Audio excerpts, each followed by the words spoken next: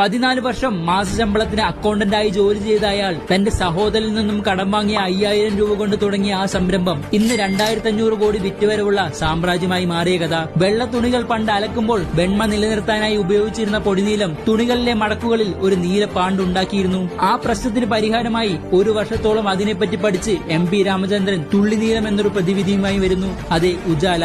Accountant ജോലി നഷ്ടമാവുമ്പോൾ അയാളുടെ കയ്യിലുണ്ടായിരുന്ന ഏക ഇൻവെസ്റ്റ്മെന്റ് എന്നത് തന്റെ മുന്നിൽ കണ്ട ഒരു പ്രശ്നത്തിന് പരിഹാരം കണ്ടെത്തലായിരുന്നു.